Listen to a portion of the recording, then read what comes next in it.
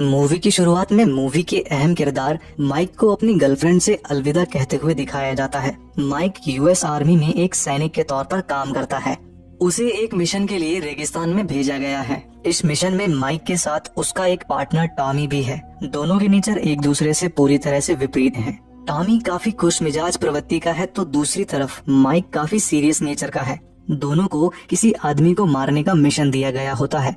दोनों छिपकर उस आदमी का इंतजार कर रहे होते हैं।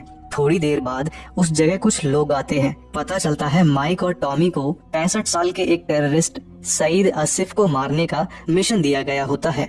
सईद वहां शादी के लिए आया था और देखकर लगता है कि वो दूल्हे का पिता है। माइक उसे मारने ही वाला होता है कि तभी दूल्हा और दुल्हन उसके और सईद के बीच में आ जाते हैं। माइक को ऊपर से आदेश मिलता है कि दूल्हे को गोली मारकर बीच में से हटाया जाए, लेकिन वो किसी इनोसेंट की जान नहीं लेना चाहता था। इसलिए वो अपने सीनियर से झूठ कहता है कि सईद उसकी नजरों से ओझल हो गया है। तभी सईद के बॉडीगार्ड्स की नजर माइक और टॉमी पर पड़ती है। वे लोग इन दोनों पर आग की तरह गोलियां बरसाते हैं। इस वजह से माइक और टॉमी को मिशन कैंसिल करके वहां से भागना पड़ता है। लेकिन भागते भागते वे दोनों अपने जीपीएस डैमेज कर बैठते हैं और सईद के लोगों से बचने के लिए एक बड़ी सी चट्टान के पीछे छिपकर बैठ जाते हैं। सईद के लोग चट्टान के नजदीक आ ही रहे होते हैं कि तभी माइक दूसरी ओर गोली चलाकर उनका ध्यान भटकाता है। माइक की तरकीब काम कर जाती है। वे लोग इन दोनों को ढूंढने दूसरी तरफ चले जाते हैं। उनसे अपनी जान बचाने के बाद दोनों वहां से निकल पड़ते हैं। उन्हें वहां से 5 घंटे की दूरी पर स्थित एक गांव में जाने के लिए कहा जाता है ताकि वहां से उनकी टीम उन दोनों को पिक कर सके। रास्ते में टॉमी माइक को अपने बेटे की शरारतें बताकर एंटरटेन करने की कोशिश करता है, लेकिन माइक काफी सीरियस मुंह बनाए उसकी बातें सुन रहा होता है। टॉमी के बार बार पूछने पर माइक उसे बताता है कि वो अपनी गर्लफ्रेंड को शादी के लिए प्रपोज करना चाहता है, लेकिन वो इसके लिए हिम्मत नहीं जुटा पा रहा है। टॉमी उसे बताता है कि शादी के बाद शुरुआत के दिनों में एडजस्ट होने में कुछ दिक्कतें आती हैं, लेकिन वक्त के साथ साथ दोनों को एक दूसरे के साथ मिलजुल कर रहने की आदत हो जाती है। थोड़ी दूर जाने के बाद हवा के झोंके से उड़ता हुआ एक वार्निंग साइन बोर्ड उनकी तरफ आता है। उस पर लिखा होता है कि पिछले 40 सालों में उस जगह 3 करोड़ 30 लाख लैंडमाइंस छुपाए गए हैं।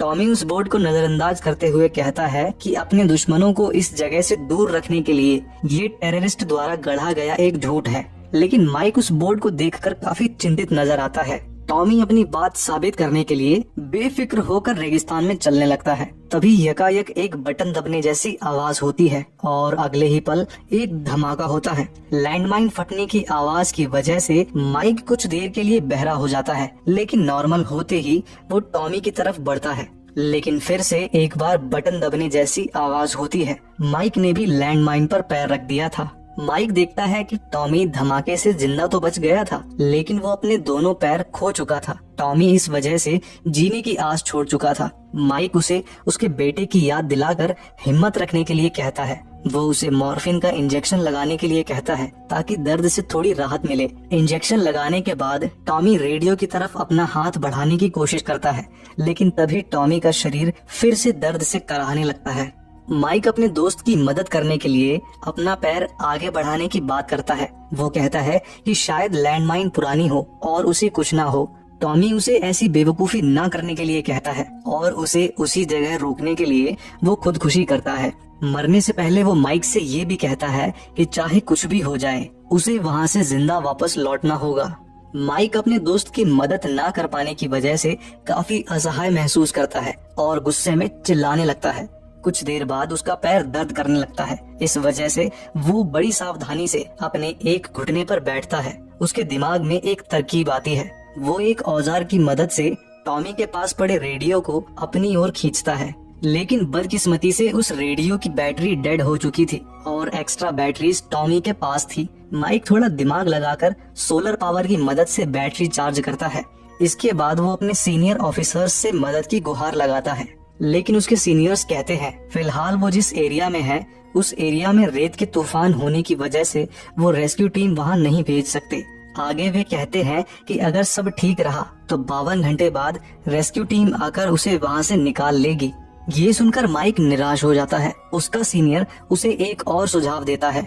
वो उसे सावधानी से पास ही एक खड्डा खोदकर उसमें कूदने के लिए कहता है।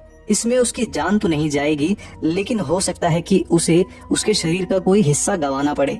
माइक रेस्क्यू टीम का इंतजार करने की ठान लेता है। वो घड़ी में 52 घंटे का टाइमर लगाता है और डटकर माइन के ऊपर खड़ा रहता है। थोड़ी देर बाद माइक देखता है कि एक रेत का तूफान उसी की तरफ आ रहा है। वो जैसे तैसे करके खुद को हिलने नहीं देता। तूफान खत्म होते ही वो देखता है कि तूफान टॉमी की बॉडी को नजदीक ले आया है। इसका मतलब रेडियो की बैटरीज भी उसके साथ साथ माइक के करीब आ गई थी। हालांकि अगले ही पल वो फिर से निराश हो जाता है जब वो देखता है कि तूफान की वजह से रेडियो उससे काफी दूर चला गया है। ऐसे ही कई घंटे बीत जाते हैं। प्यास के मारे माइक का गला सूख रहा होता है। एक बार खुदकुशी करने का ख्याल भी उसके दिमाग में आता है, लेकिन वो उस ख्याल को खुद पर हावी नहीं होने देता। तभी उसे वहाँ एक आदमी उसी की तरफ आता हुआ दिखाई देता है। वो आदमी जिगजैग पैटर्न में चल रहा होता है। माइक उसे लैंडमाइंस के बारे में बताने की कोशिश करता है, लेकिन वो आदमी उसकी बात समझ नहीं पाता। वो माइक के करीब आता है और उसे उसका पैर आगे बढ़ाने के लिए कहता है। इसके बाद वो माइक से उसकी पानी की बोतल लेता है और वहाँ से चला जाता है। माइक का गला पूरी तरह से सूख चुका होता है। पानी न होने की वजह से वो अपनी पेशाब पीने ही वाला होता है कि तभी एक छोटी बच्ची उसके पास आती है। उसके पास माइक की पानी की बोतल होती है। वो बच्ची उसे वो बोतल देती है। माइक राहत की सांस लेता है जब वो उस बोतल को पानी से भरा हुआ पाता है। वो बच्ची बोल नहीं सकती थी, इसलिए वो इशारों में कहती है कि उसे अपना पैर आगे रखना चाहिए। माइक भी उसे इशारों में समझाने की कोशिश करता है कि वो आगे कदम क्यों नहीं रख रहा है।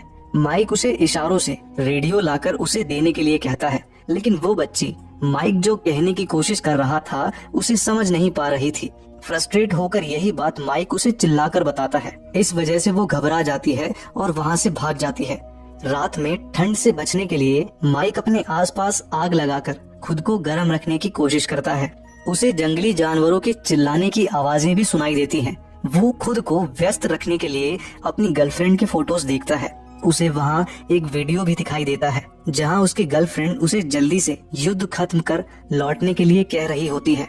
ये देखकर माइक भावुक हो जाता है, क्योंकि उसे ये भी नहीं पता होता है कि वो दोबारा उसे देख पाएगा कि नहीं। माइक अब काफी थक चुका होता है। उसे नींद आ रही होती है। तभी उसने जलाई हुई आग भी बुझने लगती है। आग बुझते ही जंगली जानवर उसे घेर लेते हैं। माइक उन्हें भगाने के लिए गोली चलाता है, लेकिन इससे कुछ खास फायदा नहीं होता। एक जानवर टॉमी के मृत शरीर को अपने साथ ले जाता है। इसके बाद एक जानवर माइक की तरफ बढ़ रहा होता है। माइक टॉर्च की मदद से उस पर गोली चलाता है। तभी उसकी तरफ बढ़ने वाले एक जानवर का पैर लैंडमाइन पर पड़ता है। इसकी वजह से हुए धमाके के कारण सारे जानवर वहाँ से भाग जाते हैं। सुबह होती है और वही आदमी माइक के पास आता है जिसकी बेटी ने उसे पानी दिया था। वो आश्चर्यजनक नजरों से माइक को देख रहा होता है। वो माइक से कहता है कि वो बहुत नसीब वाला है जो कि अभी तक जिंदा है, वरना लैंडमाइन पर पैर रखकर भी जंगली जानवरों से बचना कोई आम बात नहीं है। माइक उसे कहता है कि शायद वो लैंडमाइंस की लोकेशन जानता है और इसी वजह से वो जिगजैग पैटर्न में चलता है, लेकिन इस बात से वो आदमी साफ इनकार करता है। वो कहता है कि उसे सिर्फ इतना पता है कि ऐसी जगह पर जिगजैग पैटर्न में चलना ज्यादा सेफ है। माइक फिर उसे रेडियो लाकर देने के लिए कहता है। वो आदमी माइक के हाथ में रेडियो लाकर थमाता है और वहाँ से चला जाता है। माइक अपनी घड़ी में लगाया टाइमर देखता है। मदद पहुँचने में अभी भी 24 घंटे बाकी थे। धीरे धीरे उसे भ्रम होना शुरू होता है। वो देखता है कि टॉमी जिंदा हो गया है और उसे हिम्मत बनाए रखने के लिए हौसला देता है। थोड़ी देर बाद सूरज डूबता है और रात होती है।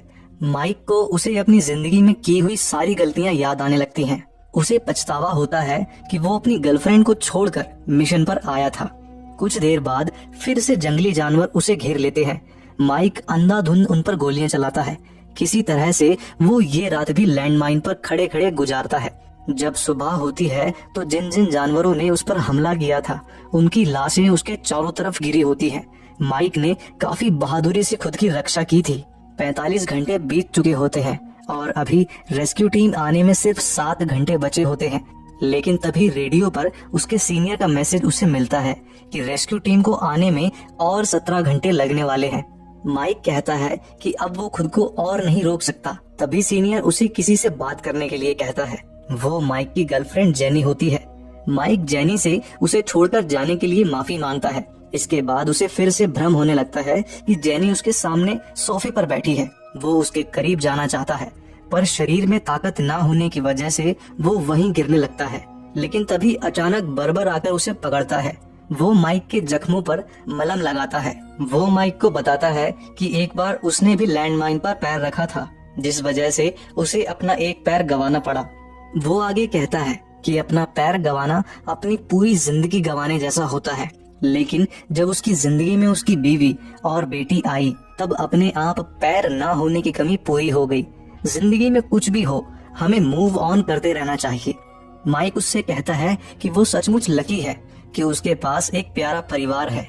इसके साथ ही वो उसकी बेटी की तारीफ करता है जो उसके लिए पानी लेकर आई थी।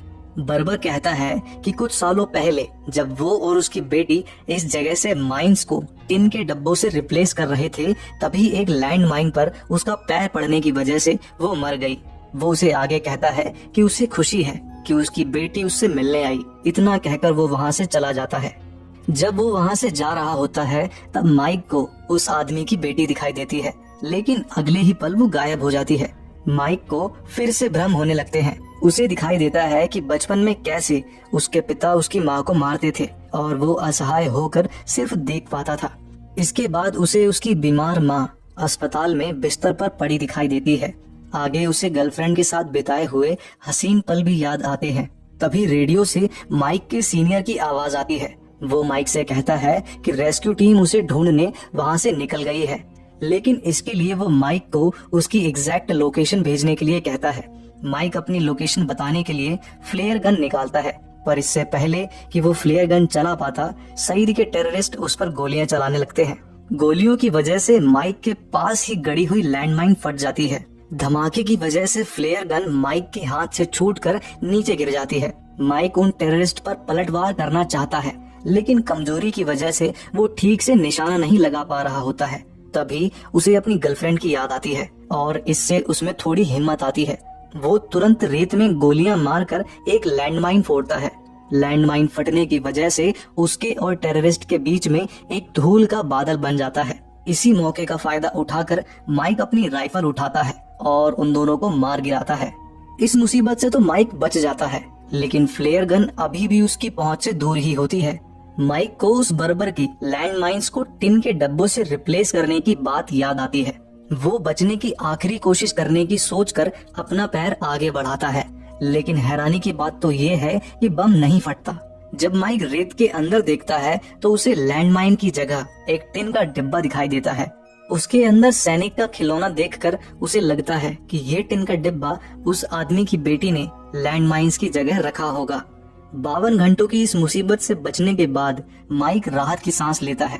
वो जमीन पर गिरकर रोने लगता है। इसके बाद वो फ्लेयर गन चलाता है और वहीं जमीन पर गिर जाता है। रेस्क्यू टीम आकर उसे ले जाती है। मूवी के एंड में माइक की गर्लफ्रेंड उसे एयरपोर्ट पर लेने आई होती है। माइक उसे अपने घुटने पर बैठकर शादी के लिए प्रपोज करता है और प्रॉमिस करता है कि वो हमेशा उसके साथ रहेगा। और यहीं पर ये मूवी समाप्त होती है।